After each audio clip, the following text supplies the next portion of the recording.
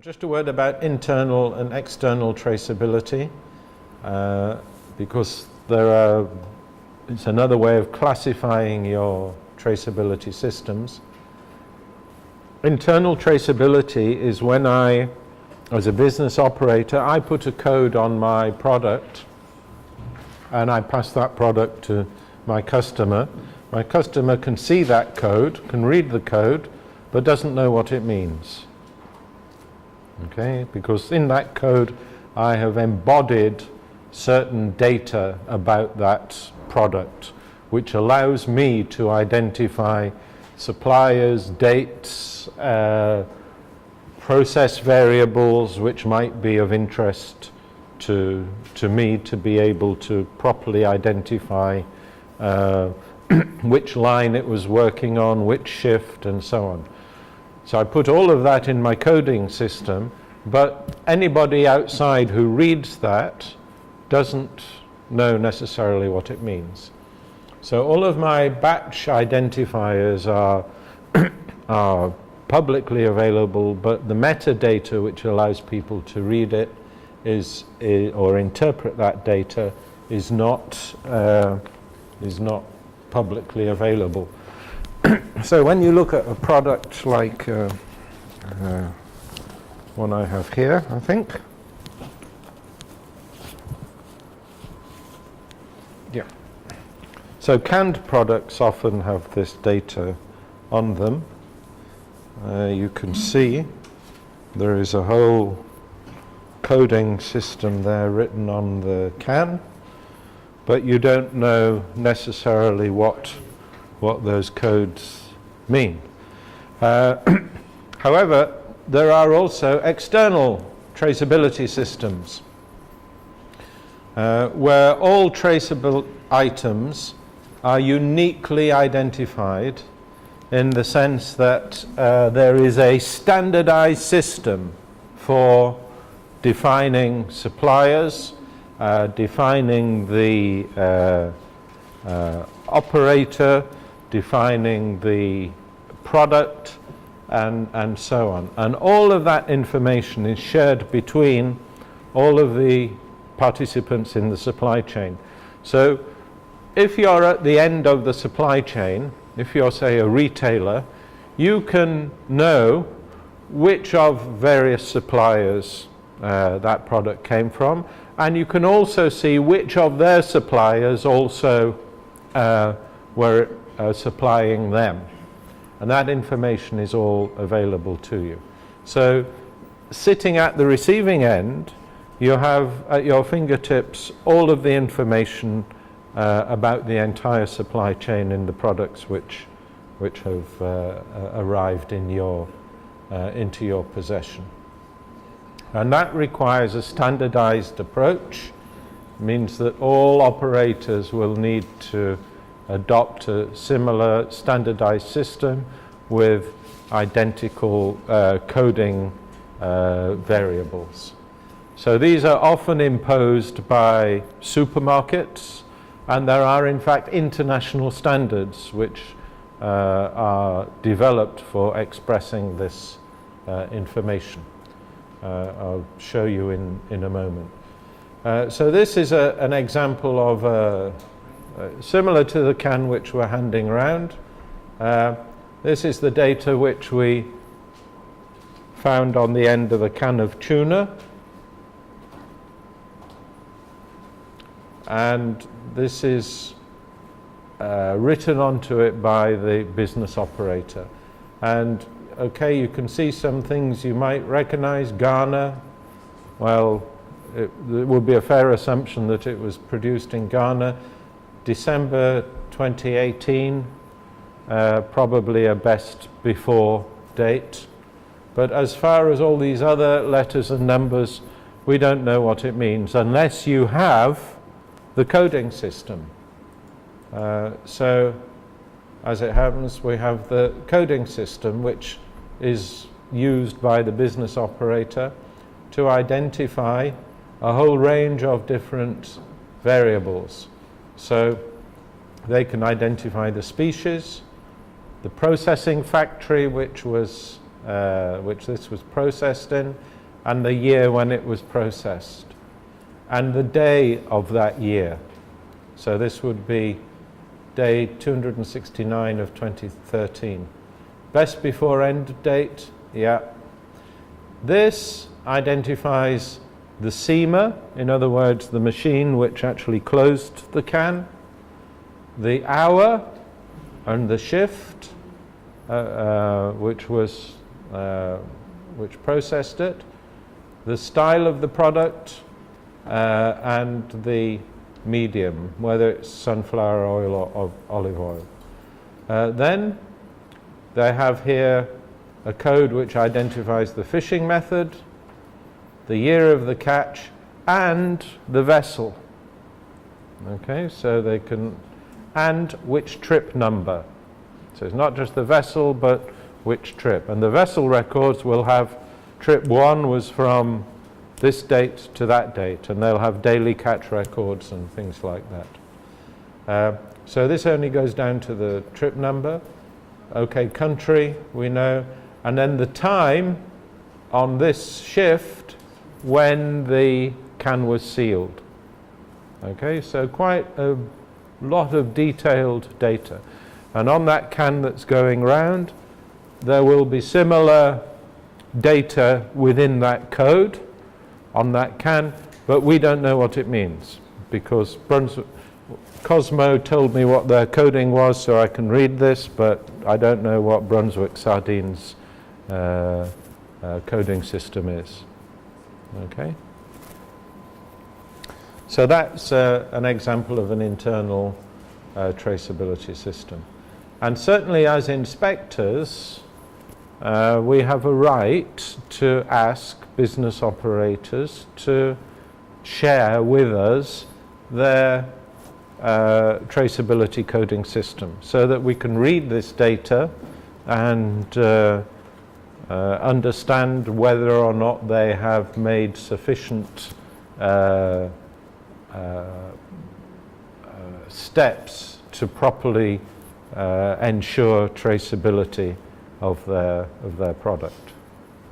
Okay, so one of the things we need to be asking is, what is your coding system and what does it mean? Yeah, Stella. Is it necessary or by regulation to have sometimes you see a code on a product and it does, you can't even decipher what it means, if it's a date, nothing, sometimes even looks like a date, you just see digits, or you might see figures, alphabet figures, and you have to now contact the importer, to contact the manufacturer for them, because you don't know if the product is expired, or even for the regulatory agency as well as the consumer. I have witnessed that in some products, not necessarily fish, but it's standard. Yeah. Well, if it is a manufacturer, if it is the manufacturer that has applied the code, there is no obligation to provide data on interpretation to the public or generally.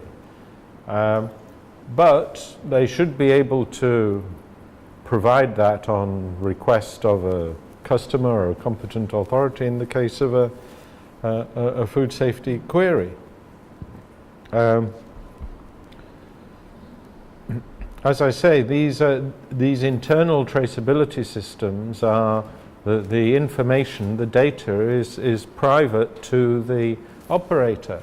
You know, if I'm Cosmo Fish Cannery or Pioneer Fish Cannery, whoever produced this, I don't want anybody in the world to know about which vessels I'm working with and which trip they caught product in.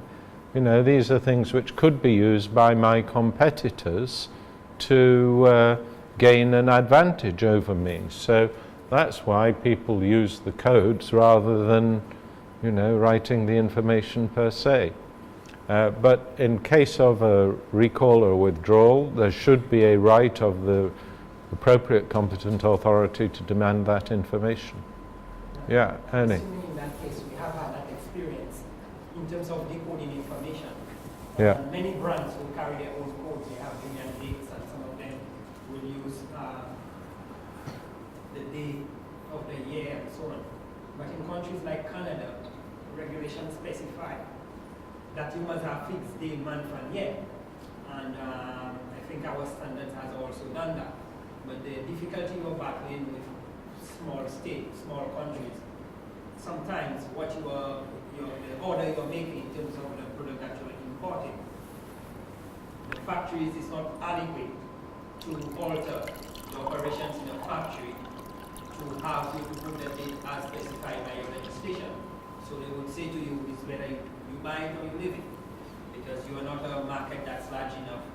The equipment will cost us a couple $1 million to reshape our factory to make it print in a particular date that your legislation specifies. So we also have that issue. But in many of the cases where we are speaking here basically, which is different from this is traceability. Yeah. But we are looking at production and expiry dates, things that the customer needs to make an informed decision as to the best buy date or expiry date of this product.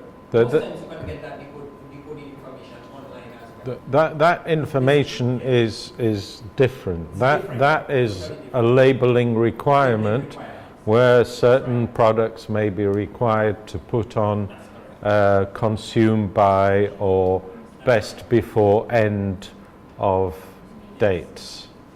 And that's a completely different issue to this. I mean, incidentally, when I started as an environmental health officer, it was not an offence to sell food beyond the dates marked on the pack, whether it was a best before end date or consume by.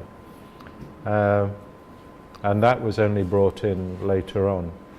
And to be honest, I'm not sure that these have much relevance from a food safety point of view anyhow, you know, because they're often applied by manufacturers based on quality consideration. So the manufacturer says, what is the minimum quality with which we would wish consumers to consume our product in terms of deterioration of flavor or color or texture and so on.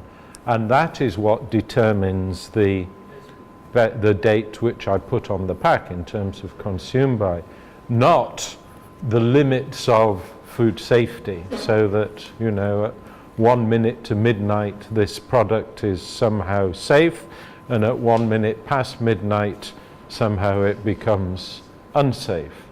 So these are, I mean, I know we say now, most jurisdictions say certainly a consume by date, food should not be marketed after that date, but it doesn't mean that out of date product is actually unsafe. And when it comes to best before dates, these are clearly advisory. You know, they're not intended to be a statutory measure.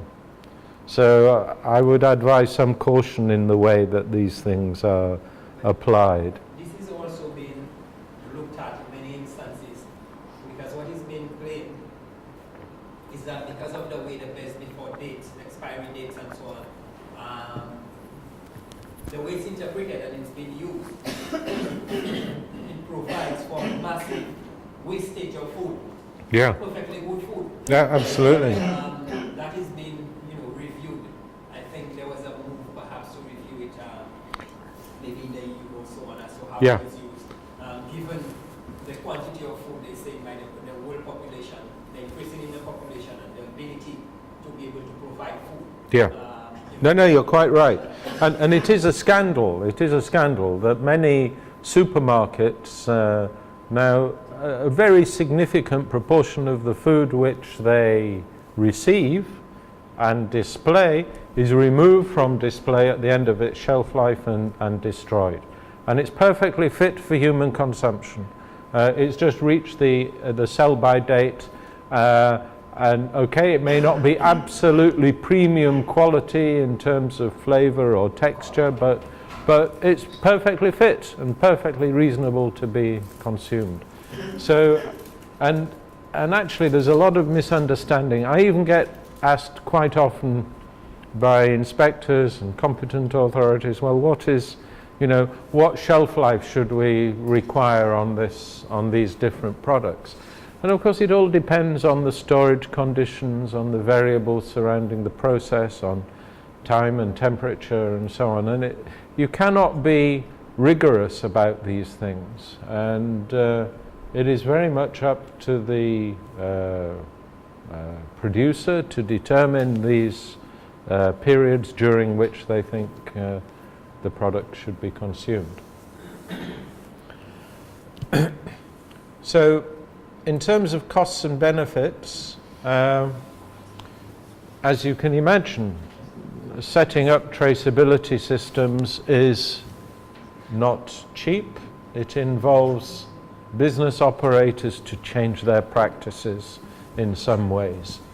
At the very simplest, it requires additional record keeping. So it's time consuming. The buyer and the seller have to sit down and record their transaction on a piece of paper at a minimum. But often it means also, if you have even a moderately sophisticated business operation, that you might need extra time or extra people to be able to gather and maintain this data. So we might have to recruit and train our staff. Also, if we are going to be trying to maintain the integrity of batches of raw material which are moving through our processing or through our storage operations, in order to maintain that separation of batches, we will automatically reduce the efficiency of our operations. It might mean, for example, that we have to finish processing one batch and get that through our process line before we introduce the new batch, so they're not mixed up at some stage of the process. Or it may mean that we would have to have some means of separating. So you often find things like different color-coded boxes or plastic tags to separate batches in a process line. But all of this requires some time and effort, and it slows things down. If we are also storing our products, our raw material or our final product, often have to be stored for a period within our establishment. If we are going to keep different batches separate, it means that we need more space. Before, we might just pile things on a pallet, mixing batches up, but now we have to use 3 separate pallets because we keep batch A separate from batch B, separate from batch C, so we need more space. So this also introduces costs to the business operator. And then also we need to invest sometimes in the traceability system itself, in building a database, in having computers and software and so on to be able to retain and retrieve the data when we need to do it. However, on the other side, there are benefits. It's not just all bad.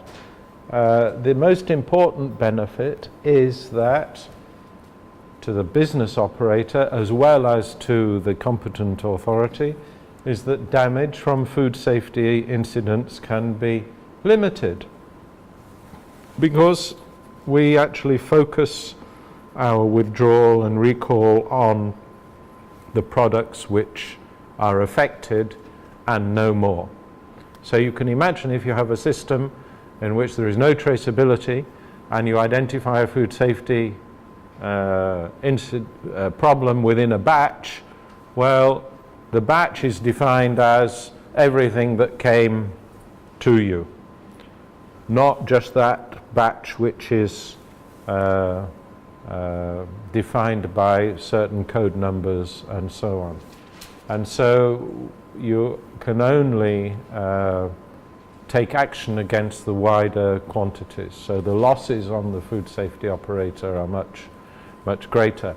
I had an incident a few years ago which I was called to in Portugal, and there were 5 containers of frozen yellowfin tuna which had come from a fishing business in South Africa to a Portuguese tuna cannery. And as part of their routine raw material checks, this cannery had found that some of the tuna had very high levels of histamine, 1,000 milligrams per kilogram. There'd obviously been a major incident. And the competent authority, the Portuguese competent authority, had impounded all of this product. And I was asked to advise on what should be done. Is there any way to recover this or retrieve the situation? So we took some extra samples from these 5 containers and also asked for records from the vessels and things like this. And what was clear was that one of the vessels had had some very high catch rates of tuna at a certain period when it was fishing. And the assumption was that the catch rates were so great that it was too much for them to freeze all at one go.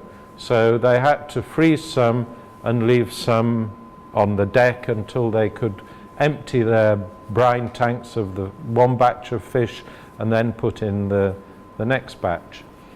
And so we took samples from all of the 5 containers, and we realized that the fish with the high histamine levels was actually dotted all the way through these 5 containers. Yet the problem was only related to one haul of tuna on one vessel. But when we asked, were there any traceability records, we couldn't see any way the fish were labeled or one container linked to one vessel. No, they'd taken the fish from 5 vessels. It had all been mixed up in the cold store in Cape Town and then had been stuffed in the containers. So there was absolutely no way that we could identify, there was no traceability, there was no way we could identify which of the fish in these containers was affected. And we knew from our sampling that it was only about 5% of the consignment which was affected. However, we didn't know which 5%. No way of identifying it, unless you start sampling and testing every fish, which is impossible. So all we could say to the competent authority is, we agree, condemn everything. And so we sent 95 tons of perfectly good tuna knowingly to the incinerator, just because there was 5% mixed in with it which we couldn't identify. Now, if that operator had had a traceability system in place, we would have been able to identify which of that tuna came from which vessel, and we would have been able to save them tens and tens and tens of thousands of dollars. So this just shows that if you have in place a system for traceability, it's in the business operator's favor that they can actually limit the damage from food safety incidents. Of course, we get better transparency and increased regulatory compliance, because we can identify where in the supply chain failures are occurring and focus our efforts on those areas. It sustains market access. Many buyers in international markets now are very keen to ensure that traceability is in place because of the sanitary and IUU certification, and you don't get into the market if you don't have traceability systems. And we see improved compliance because we get better risk management. So in things like monitoring systems, when we see a non-compliance, we can actually go to the part of the supply chain and the operators which are causing the problems. So these are some of the benefits. We do get indirectly better food safety. It's also potentially an important marketing tool. So this is a website which has been around for quite a while. It's a scheme that is operated on the west coast of the US, Fish Tracks, and fishermen subscribe to this, and their product is labeled through the scheme. And what it means is that any consumer buying a fish at retail level can identify the fishing vessel and the fishing vessel operator from the code on the pack. So there is either a little scanner in the supermarket, or you can, when you get home, you can put the code into the internet and you can see a picture of the fisherman who caught your fish and all the details about his vessel and what the water temperature was that day and all of that information. But it's a marketing tool, and people love to know where their food comes from, you know, and therefore they feel more confident when they can actually see some information about the person who was catching that. One of the things I'm quite surprised is that until now nobody has really caught on to this with fish from developing countries, because why not link the fish to the fisherman to the consumer in a traceability system? And you know, consumers love this, and it really does work. We have some standards for traceability, international standards.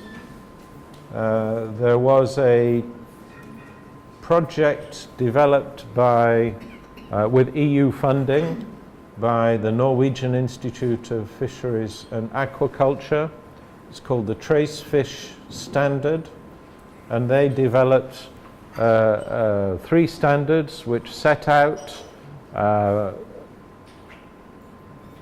systems, I think is the best way to describe them, which define traceability in different circumstances. They had a standard for traceability of farmed fish, for traceability of captured fish, and they also developed a technical data standard which was subsequently adopted by the European Standards Organization as a standard also for application to all foods. So this was the Trace Food Standard. And this technical standard is basically, it's XML, it's a data programming language to allow for electronic interchange of traceability data. So this is where these are external traceability systems. So I can use this data standard to define my traceability conditions and then transmit that to my customers, who can then incorporate that within their own systems, because the data systems are compatible, and then this can be subsequently read remotely by any operator that has access to the data system. So these are available online under Trace Fish and Trace Food and can be downloaded. And I think the Trace Core program is you have to purchase, but you know, these are now commercial operations for implementation of these standards. We have some other tools such as barcoding. So we see on this can of sardines, it has a barcode. It means something in terms of traceability. You can attach barcodes to individual fish, as we've seen here on this salmon, or you can label it up.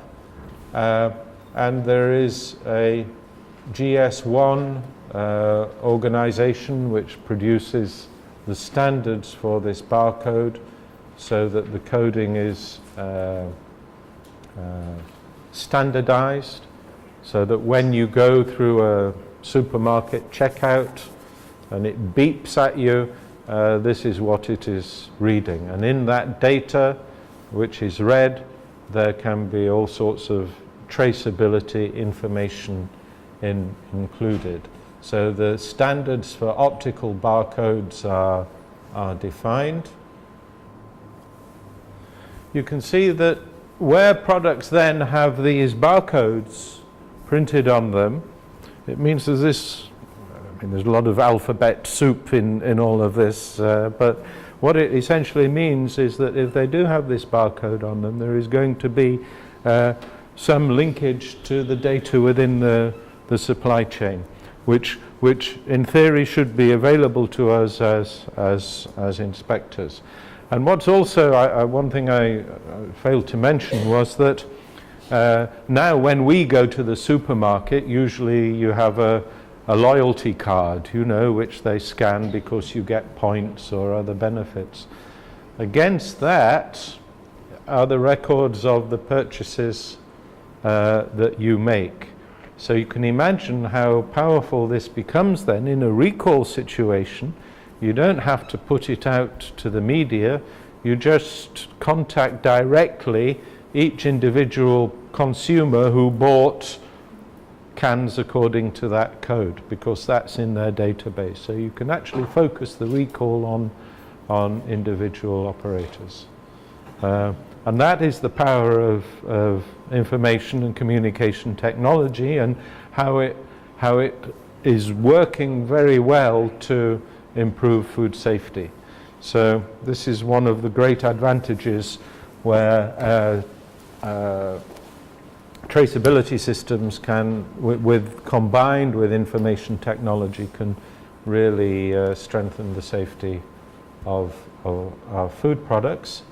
And similarly, we have things like radio frequency ID tags, which essentially can also contain exactly the same information, but which are placed in a product and then scanned automatically. It's just another way of communicating the data, either from a numerical code or a barcode, or it can be communicated in a little device such as this, a chip.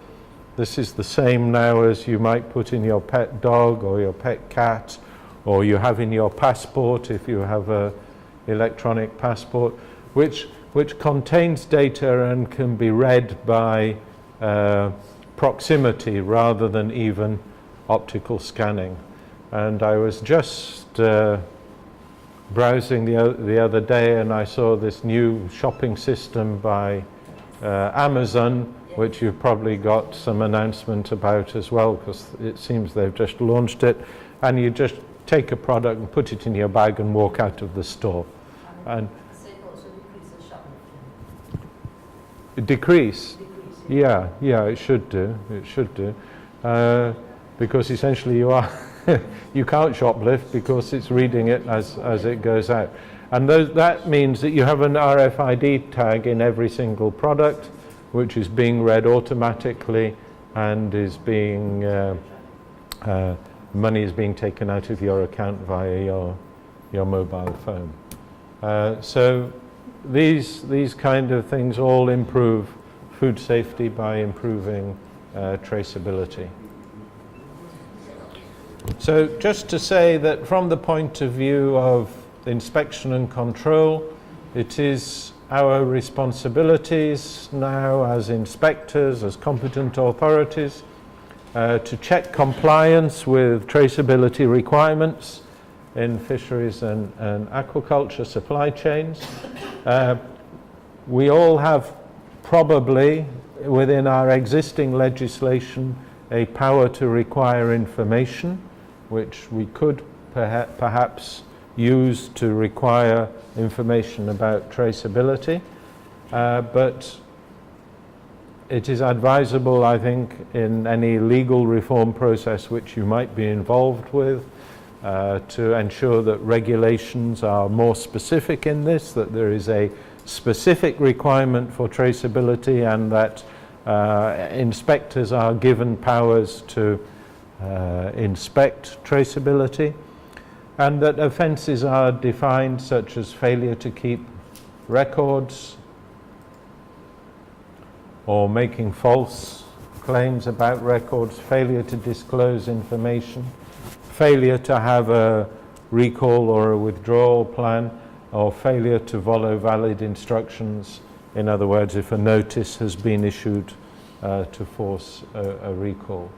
And to have some inspection, of course, I think these are all the things that we have mentioned that should be present, but you need to have, as part of your routine inspection protocol, even a checklist, and I think we include a checklist in one of the manuals, a traceability checklist at the end of the respective manual on traceability, where you should check that these various things are in place, that there is that the supplier is clearly identifiable, that raw material being in reception is being identified by a batch code, that lots are separated during transport. So if you have a vehicle which is visiting various different suppliers to bring you raw material, that there is a separation within that vehicle, so you can still identify the different suppliers. To ensure that coding systems reflect relevant information, ensure separation of batches, division of batches, or combination of batches are properly recorded, ensure that final product label codes permit trace back to origin. It's very instructive to walk into to a fish processor's final product store before batch, and you pick at random some products and say, okay, tell me about the suppliers of these products, and they should be able to consult their records and say, yeah, this came from fishing vessel so and so on such and such a date, and all of the relevant information of that supplier. And that should be a routine part of inspections, as well as checking that recall and withdrawal plans are properly formulated and documented, and all of the data on suppliers and customers is available. So these are some of the things that we should be thinking about checking on a routine basis as part of our controls, and where business operators have failures, shall we say, or non-compliances, or are not able to show all of these features, then we need to be considering what actions should be taken. Okay, so that's traceability. Thank you very much. Yeah, done.